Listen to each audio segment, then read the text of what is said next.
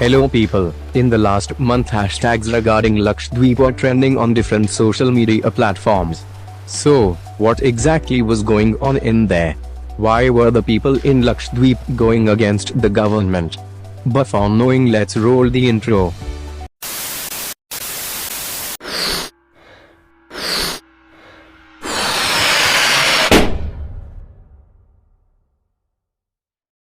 At the 2011 Indian census, the population of the Union Territory was 64,473.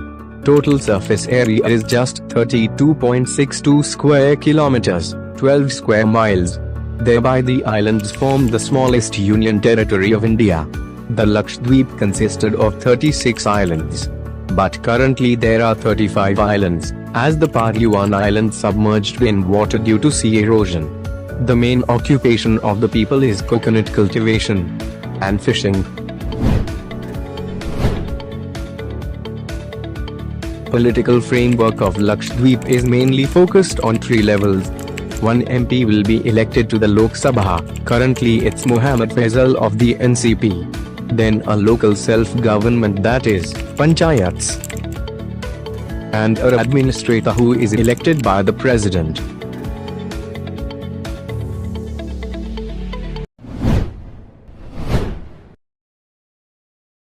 Dineshwar Sharma was an Indian police officer. He was the chief of the Indian Intelligence Bureau, which is the highest ranked post in the Indian Police Service, IPS. He also served as an interlocutor to the Government of India for the state of Jammu and Kashmir. He served as the 34th administrator of Lakshadweep from 2019 until his death. Before him there were many administrators in Lakshadweep who were generally IAS and IPS officers.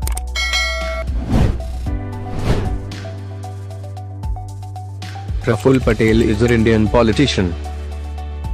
Patel began his political career winning the 2007 Legislative Assembly election in Gujarat. And from the 21st of August 2010 Patel became the Home Minister of Gujarat. Praful Patel then lost the 2012 Legislative Assembly election, cutting short his political career in Gujarat. After Modi became Prime Minister in 2014, Modi appointed Patel as the administrator of Daman and Diu in 2016, followed shortly after by administrator of Dadra and Nagar Haveli.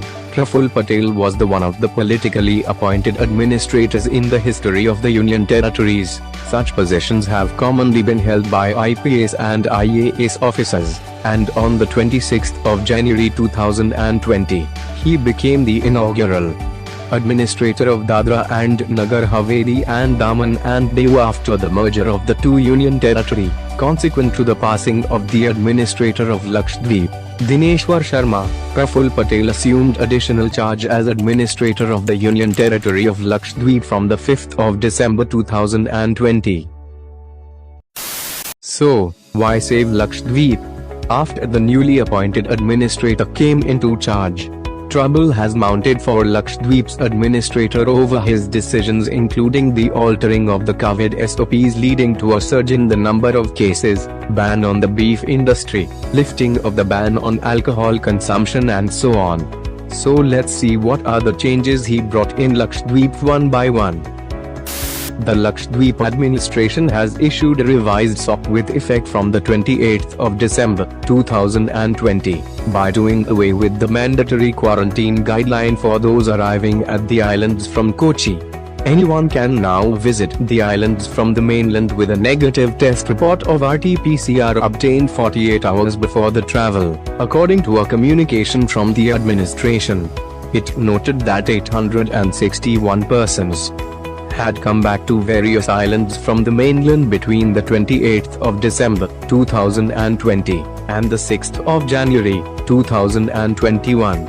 On the 18th of January, Lakshadweep reported its first COVID case. In just 4 months since, the numbers have gone up to almost 5,000 cases, over 1,200 of them active, and 14 deaths. When asked UT Administrator Praful Patel about this, he said since the archipelago's main connection to the mainland was Kerala, It was but natural that the state's surge in COVID cases would reflect in Lakshadweep as well. The archipelago has 3 entry points in all from Kochi and Kozhikode in Kerala and Mangalore in Karnataka under the old COVID protocol's Standard Operating Procedure (SOP).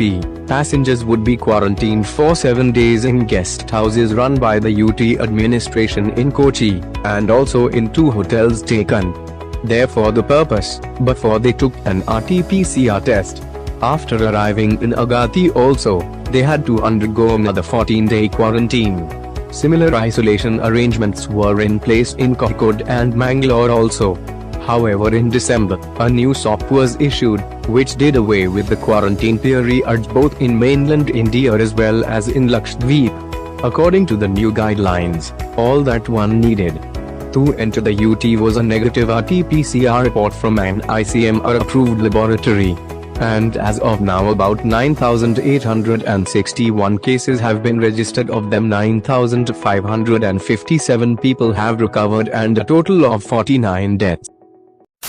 On the decision to ban cow slaughter, Asghar Ali, who is the collector of Lakshadweep, said many states in the country have enacted cow protection laws, so a law has also been introduced in Lakshadweep on the same lines.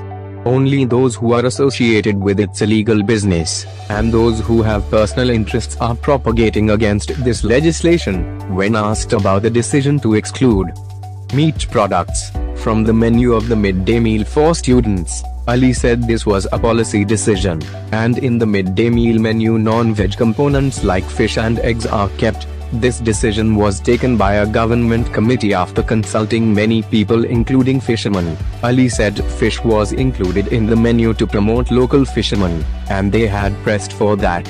He said that this is the one way to promote local fishermen. On issue of lift-off ban on liquor, the administration said they intend to transform Lakshadweep into a region for tourism-related activities by providing more facilities to tourists. He justified the decision to lift the liquor ban, saying it was intended to promote tourism. However, liquor availability will be restricted to the tourism industry.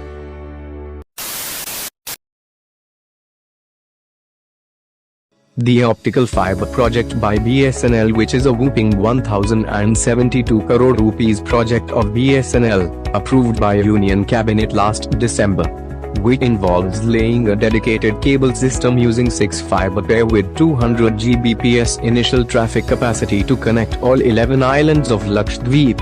Presently, the only medium of providing telecom connectivity to Lakshadweep is through satellites, but the bandwidth available is limited to 1 Gbps. A global tender to implement the project was invited in March but soon ran afoul of domestic companies who alleged that it was weighed in the favor of international companies due to stiff eligibility conditions.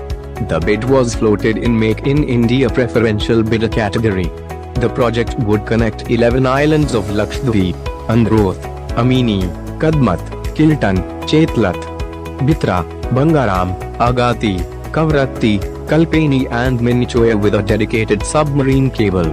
The project is expected to be completed by May 2023. The government said that in Lakshadweep, we want to do it holistically as these islands are exotic.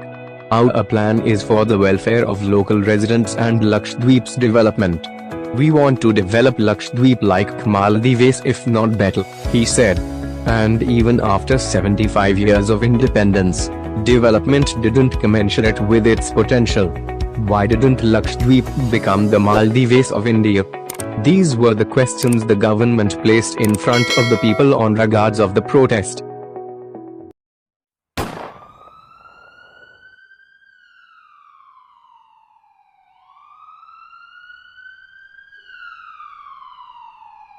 What is it all about?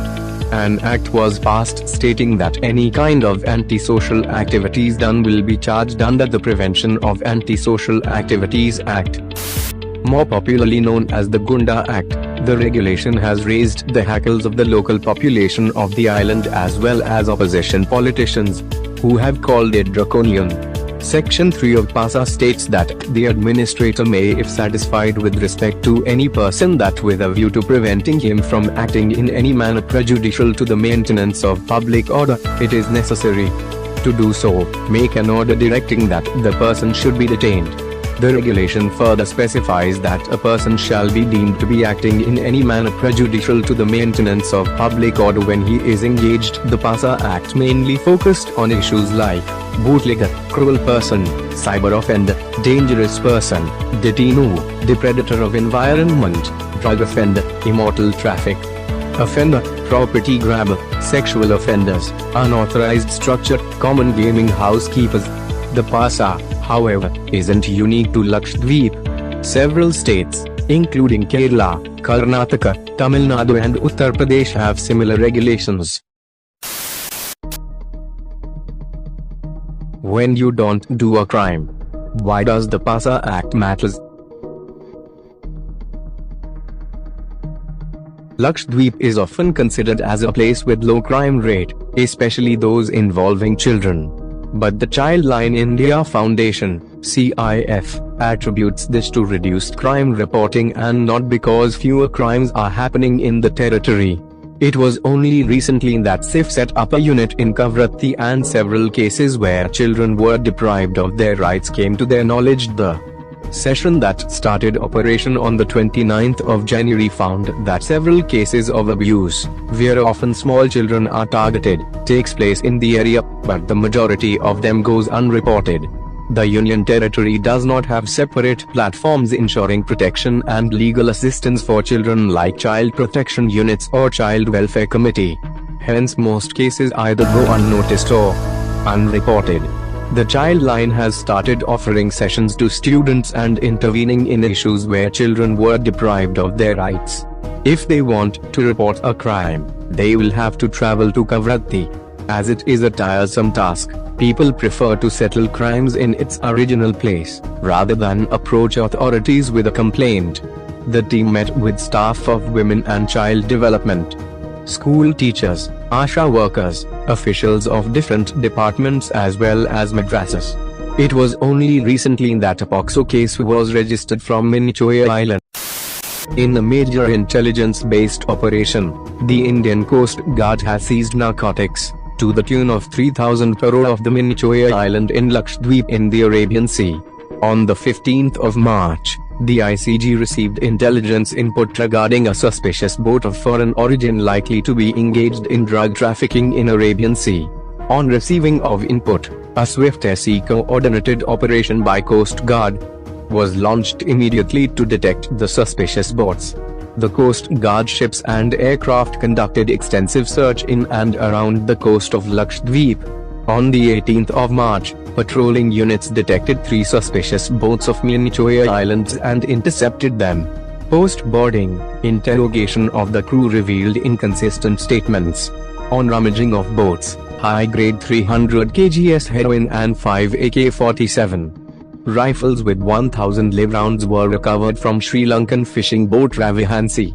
The estimated value of narcotics in the international market is approx 3,000 crore rupees, according to a statement issued here by Mumbai-headquartered Coast Guard Western Region.